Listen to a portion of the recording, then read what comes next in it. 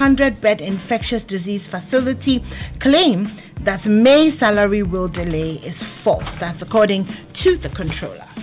And the Daily Graphic says, in a fit of rage, landlord shoots tenants. Sad one. Zoomlion disinfects naval commands, and graphic host guest editor Hassan and Dani takes turn on Thursday. And Student Loan Trust Fund supports students to acquire laptops. The back page, Turkish Embassy supports vulnerable households, and Kwaibibim Assembly installs hand washing facility at Lorry Park and Market. All right, on the front page of the Daily Statesman, NDC's health expert exposes deep ignorance on COVID-19. Hadia Abibata debunks vote buying claims against her by detractors. Zongos are dear to NPP. Akufo-Addo reiterates determination to transform over 5 million lives. And on the back page, players leave the national team with pain. I want a rousing farewell when I retire. That's according to Asamoah Gyan, who I thought had already retired. No, he said he's not. He said he's not retired yet. Why are people pushing him to retire? Not pushing. We were just wondering. But, after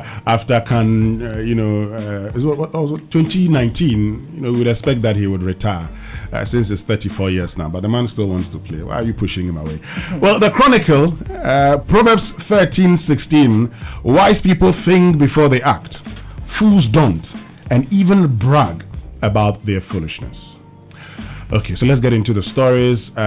Fetish priest slaughters human beings like animals. Zia and Kumasi Asafo Assemblyman seeks help to curb crime in electoral area. Criminals in Kasok. That's an opinion by Bokwansa. And COVID-19, Akufo-Addo hints of roadmap to ease restrictions. All right, the Daily Guide, Zoomlion disinfects Navy vessels. 2020 election is about records, not violence. 2070 recover as COVID-19 cases hit 6,808 and Abronye files counter complaint against Mahama. That's one. Why did I have to do that for you? The name is Abronye. Anyway, so the New Crusading Guide says NPP will win 2020 with records. So that's from the interview with the Vice President yesterday, also captured on the front page of the Daily Guide, interview on the Super Morning Show. And land guards invade prayer camp at Bechile. And as Akufo-Addo named among top 50 Africa disruptors for 2020. And plot to smear NEIP boards exposed as attempts to plant fake media reports backfire. Okay, the very last paper that I have on the back page of the Ghanaian Times, Abofu residents live in fear of imminent floods.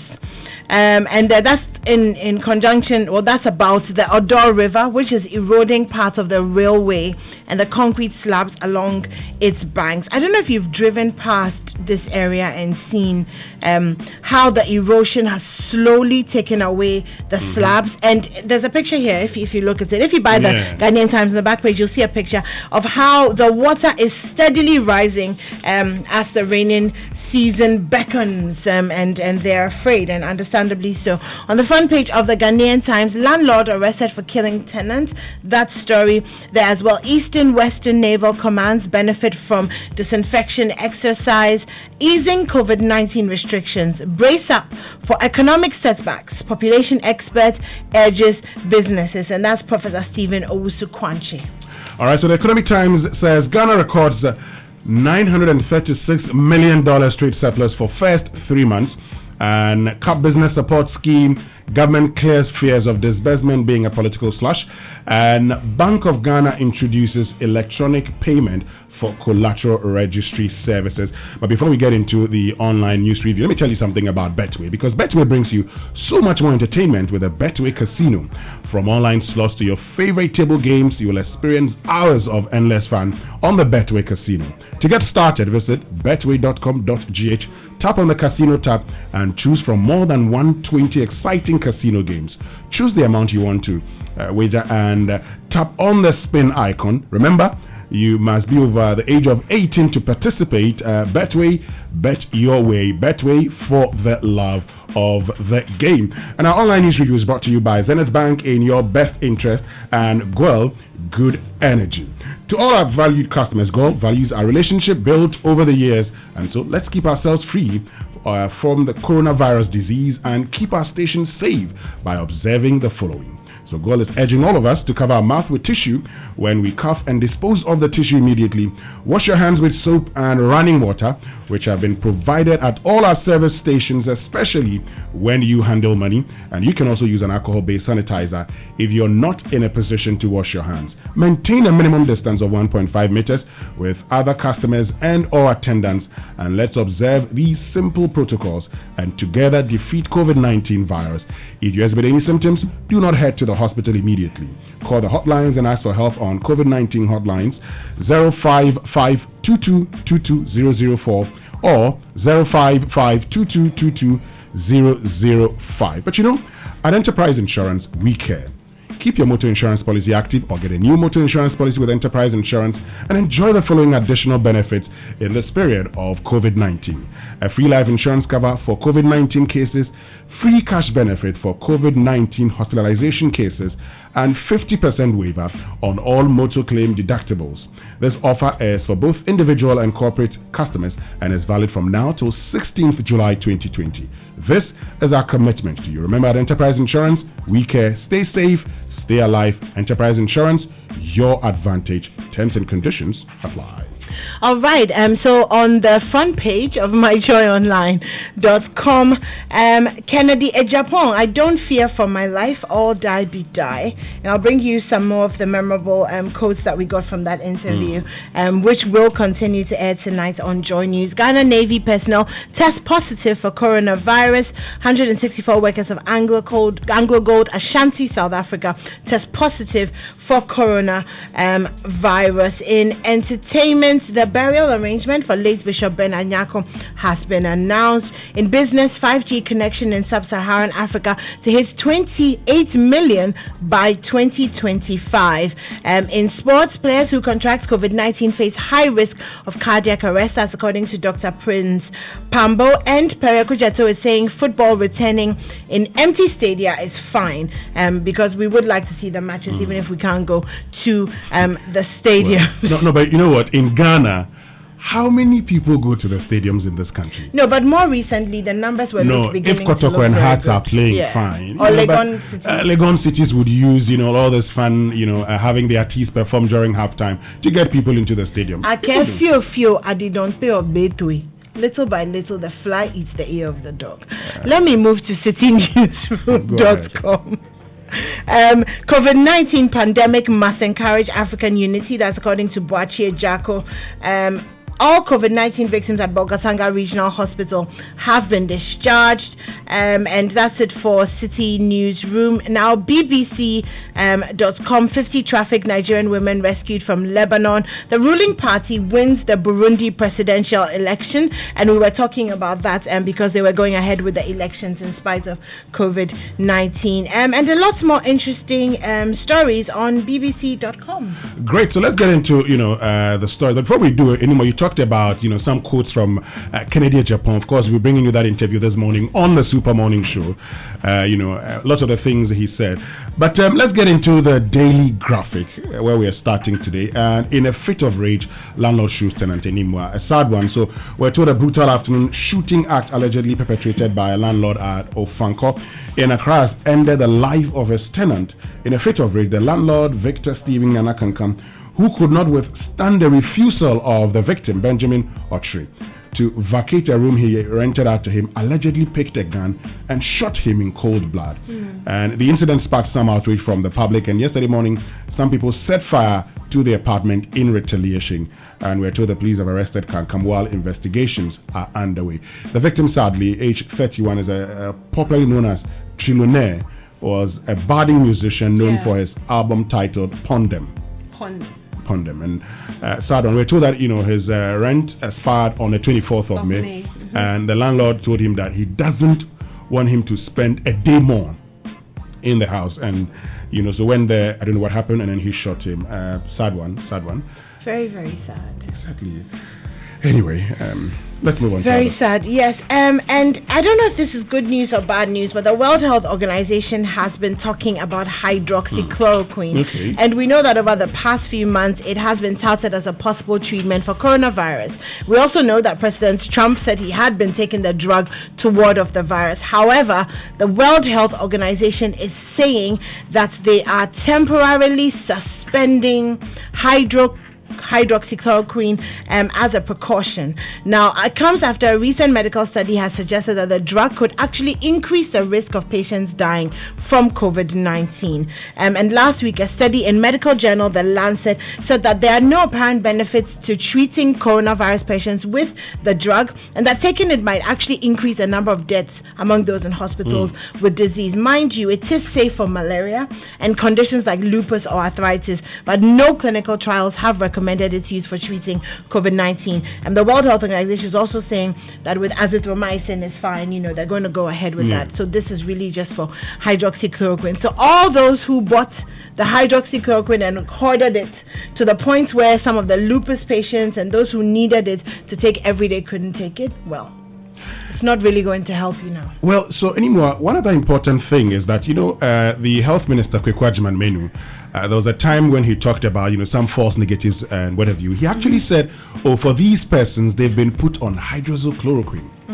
And so one of the things I'd love to hear today at the, press briefing is whether we're heeding the call of the World Health Organization and, temporarily suspending the usage of hydroxychloroquine. I certainly, would want to know more about that. Okay, but let me stay with COVID-19 for a few more minutes. Robots have been introduced in the COVID-19 fight.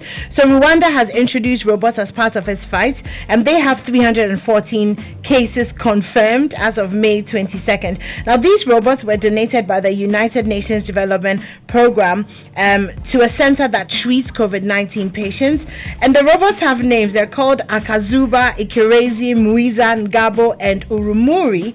And what they do is that they temperature screen. They're screening temperature, mass temperature, monitoring patient status, and keeping medical records of COVID-19, which is very, very interesting, so that it reduces the human interactions.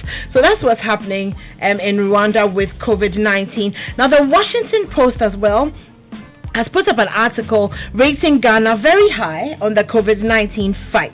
Now, this is about frontline workers and remuneration. So we know that the president said that they were going to get 50% more on top of their salary between March and June.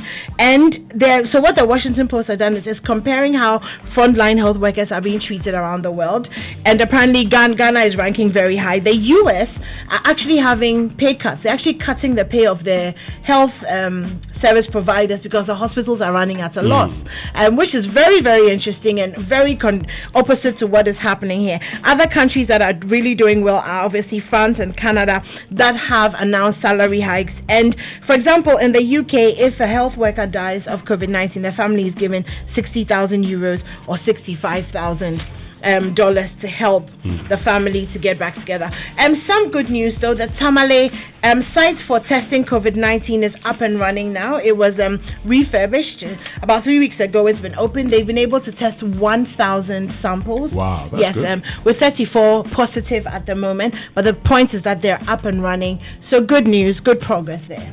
Exactly, good news and good progress. But let's get to issues to do with education in England, because we're having this conversation about online education and all of that, and how students will be able to acquire the laptops and needed gadgets for online education. Okay, so the Students Loan Trust Fund is supporting students to acquire laptops, and the Students Loan Trust Fund has rolled out a program to assist students to acquire laptops and smartphones to help them in their online learning amidst COVID-19 pandemic. And we're told that under the initiative, students accessing loans from the fund will have the opportunity to use a portion of the loan to acquire the items and will start payment 2 years after completion of their education as pertained with a normal loan. So, a great initiative from the Students Loan Trust Fund. What it means is that for all of you students at the tertiary institutions who say, well, we don't have laptops, we don't have smartphones, you don't have an excuse. You could, go for this loan and get it, because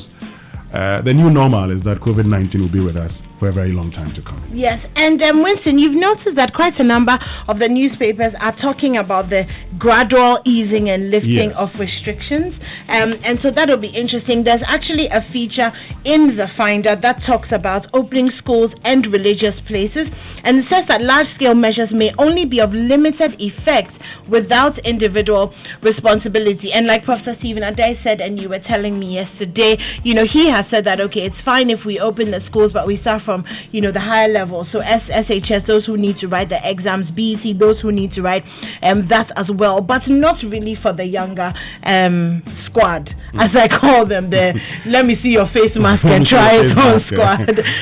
There's also the fact that it's being suggested that most academic work be suspended until September 20, because a lot of the unis, for example, are coming to the end of the semester, and so not much happening there. There's also the proposal that pupils and students should wear face shields as opposed to face masks. Okay. Because if you're going to have to wear it the whole day, then perhaps it's more reasonable to expect that a face shield will be worn other than a face mask. But we eagerly anticipate what the president will be telling us at the end of the month on what's going to be happening with all of that. And at some point this week, we'll be talking about what it will mean for all of us, for churches, for schools, and all of that, if the restrictions are eased a little bit. Exactly, because even in the Chronicle, it talks about Akufo-Addo hints of roadmap to ease restrictions, and Professor Stephen Adair, when we spoke with him on Upfront, he says that look, as for BEC anymore, he says BEC should not be continued at this point.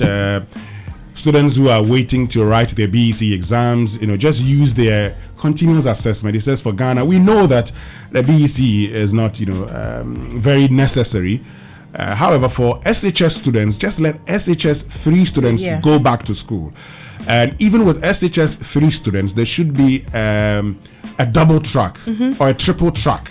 So what you do is that, so the first batch goes for 8 weeks, then the second batch goes for another 8 weeks, and then they go and sit for the exam. The idea is that with all schools on vacation and only having the Form 3 students coming in, there will be enough space within the school compounds to accommodate these persons. And so all the social distancing protocols can be observed. And these are persons who are also very mature, as in teenagers, and so they can actually deal with all these challenges, unlike the let me see your face mask people that the face mask that you talk about.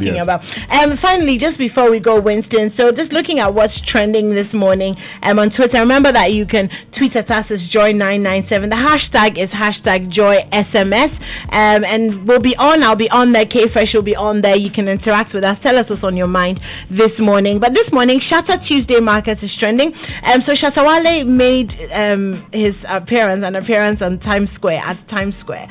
So there's a little advertising space where he's got his picture up there. So Shatawale, I guess dreams coming true. SM. Yes, SM. He has a new song, Dream, and that one is fantastic. We should drop it. Shouldn't we? Drop it, yes, for those who haven't seen it. So that's what's trending on Twitter. Also, Flow With Me, which is First Love Church, and they're doing a marriage prayer thing, and it's absolutely hilarious. Of course, Joy SMS is on there as well, so you can follow us and find out all you need. Good morning to Andy Dusty, who is back at work. Daybreak Hits also trending on Twitter this morning. But Twitter is a wonderful place to live in, isn't it? So many interesting things going on there. Anyway, so just before we wrap up, NDC sues AGEC at Supreme Court over new voters register. So that's in the Chronicle, says the National Democratic Congress has dragged the Electoral Commission to the Supreme Court over the compilation of a new voters register. The NDC is praying the court for an order directed at the EC to include all existing voter identification cards duly issued by the second defendant, EC, as one of the documents serving as proof of identification for registration as a voter for the purposes of public election. We are told in a writ invoking the original jurisdiction of the court, the NDC is seeking a true and proper interpretation of Article 45A of the 1992 Constitution. So, there's been this back and forth, about whether or not the current voters' ID should be used as part of documents to register, and the NDC has gone to court. Once they're in court, we definitely would wait for the verdict of the Supreme Court. But anymore, today on Joy Prime, Joy Prime, there'll be a virtual policy on creating a safe environment for education in the midst of the COVID-19 pandemic. You'd have Professor Stephen Adair joining the conversation, Professor Jane Nano Pokwajiman, Anis Hafa, the educationist, also joining the conversation. Patrick Ewa, who's founder of Ashesi University, would also be joining the conversation, just to ensure that we have a better understanding of how to create a safe environment for education in the midst of the COVID-19 pandemic. So you could just join the guys, Daniel Dazi, yes, and the team on Joy Prime, so that you get to follow the discussion on creating that all-important environment for education and COVID-19. But very soon we'll be bringing you the BBC News, which is brought to us by Fidelity Bank, Believe With Us, and Shell Club. Get more. Star 442 hash is the new mobile bank information in town. It's simple, convenient, quick, and safe for all your banking transactions, such as mobile money transactions, funds transfer, data or airtime purchase, etc. All you need is Star 442 hash.